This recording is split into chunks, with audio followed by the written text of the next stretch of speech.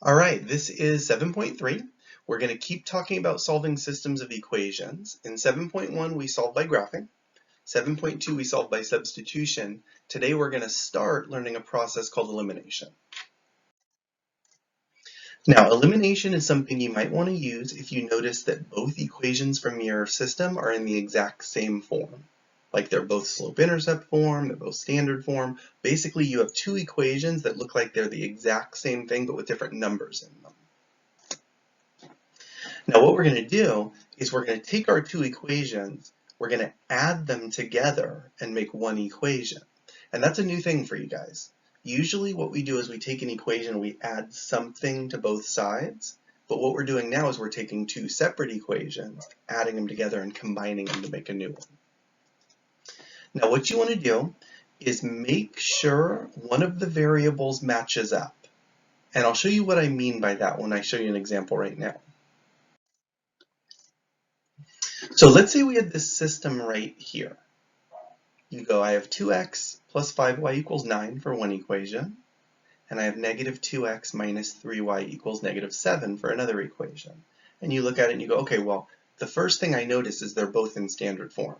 Like everything's lined up perfectly. You got the x's, you got the y's, you got the equal signs, then you got the number part. Everything's lined up perfect. Now when I said make sure they match, this is what I mean by a match right here. You have a positive 2x and a negative 2x. If I add those together, they cancel out. And that's what you want to happen for elimination. So let's do that. Let's take these two equations here and let's add them up. Now when I do that, 2x minus 2x is 0. That cancels out.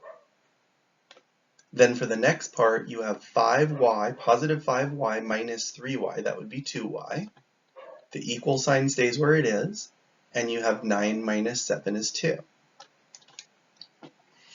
Now what you notice is we've gotten to the same point we were with substitution.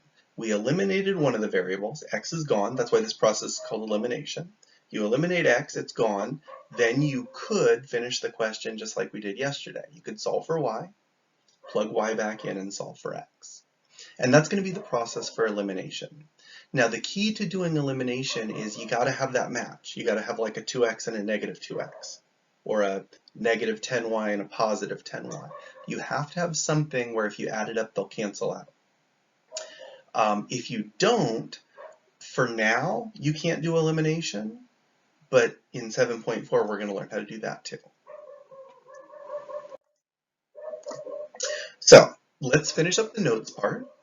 I said once you eliminate a variable, like right there, the 2x and the negative 2x, we added them, we eliminated them, they're gone. After that, you're going to finish the question just like yesterday, meaning solve for the remaining variable.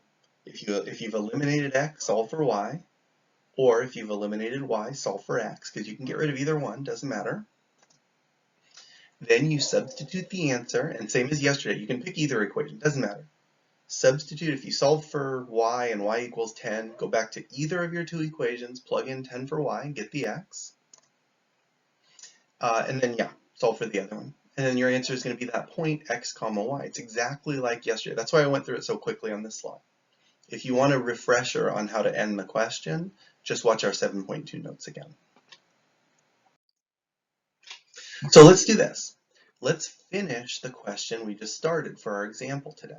So you had this system of equations and you said, okay, well I got this match on the x's. They're lined up perfectly, x's, y's, numbers.